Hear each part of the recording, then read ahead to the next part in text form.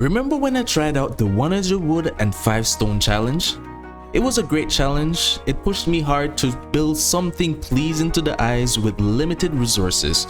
Although I did cut budget in some areas. What is that? I barely passed that challenge, but I wondered, what if we up the numbers? Let's go for 300 wood. This 300 wood is dedicated to building the house only, just to see the design that are possible with the amount of resources. So decorating inside will not be covered by that amount of wood, but decor will be done to show how the space could be used. We decided to add 40 fine wood just to use the dragon adornment to see if we can come up with something. We also going to try a version of this challenge using the terrain. So let's begin. There are 3 other players joining for this challenge: Mir, Andy, and Shenanigans.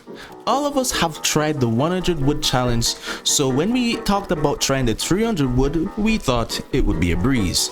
Mir already had a layout done and seems to know where his build is going, while Handy was speeding through going for a rudimentary build which you can already see is taking shape. Shenanigans was going for a crescent design. I, on the other hand, was still figuring out what would work. At first the size was too big and I was running out of wood already, so I scaled it down.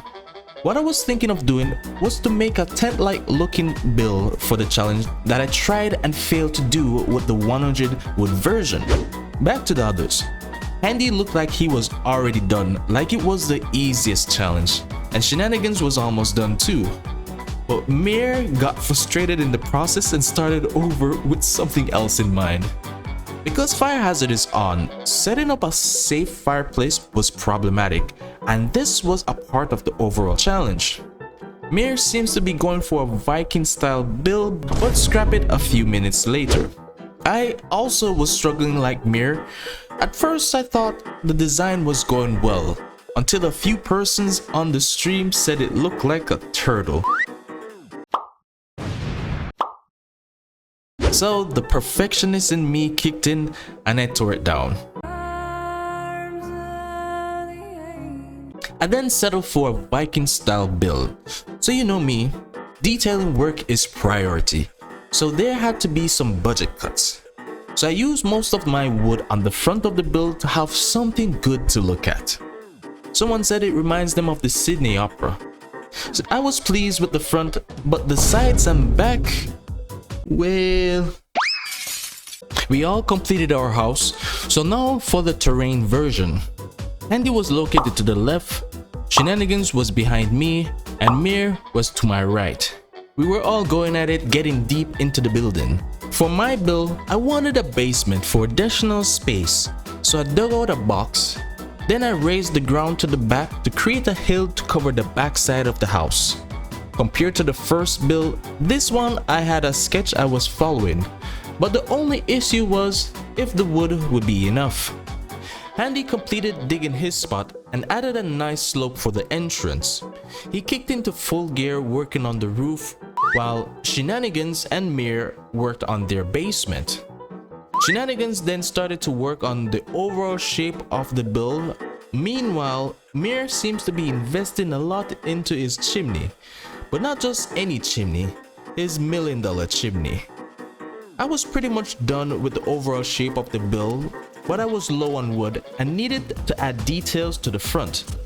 So I took out regular beams and angle beams that made some of the edges look clean and concentrated all the extra wood to the front and made the front look decent. For the sides of the build, dang, it looks rough. Eventually, we were all done. Much faster than the first builds we did. This wasn't much of a thought process. I just went with the classics. The simple shack, the simple roof. If I were to say that if I had an inspiration for it, it would be maybe Kratos' house from God of War. If you've seen that, where he has like on one side a bigger roof all the way to the ground, where he has like storage stuff. You could use it for storage. I decided to use it like a small workspace. The inside is mostly empty at the moment, but you can decorate it however you want. Like beds, chests, tables. wherever. And it's also stormproof with a campfire. So what I was going with this build was I wanted to do like a really open design with lots of room for to breathe, and I wanted to make like the outline really beefy like. So that's why I used like the double beams all around the buildings. So it's kind of like an open space, but a beefy roof, because I think it gives a lot of textures. And then on the inside, I want it to be like, you sit here, small, cozy, everything like, if it were in real life, it would be like everything in hand's reach. When I started this, started with something round because just have to curve everything, and started making a circle, and I was like, well, everybody makes circles. That's simple. And then I got about halfway done with it before I realized that I was not going to have enough wood to actually make an entire circle. So I turned it into a crescent and just started building the exterior from there. This is what we got. Also, I had originally intended on having the fireplace out here in the middle. And then I realized later, once I started putting the roof on, that I was not going to be able to have the overhang that I had envisioned because it was just going to be too tall and I didn't have enough wood for that. Here are the other builds they have created. This build was done by Handy.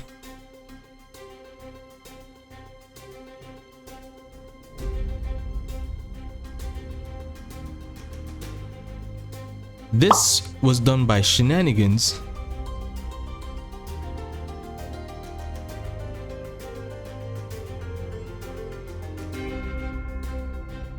And finally, this build was done by Mir.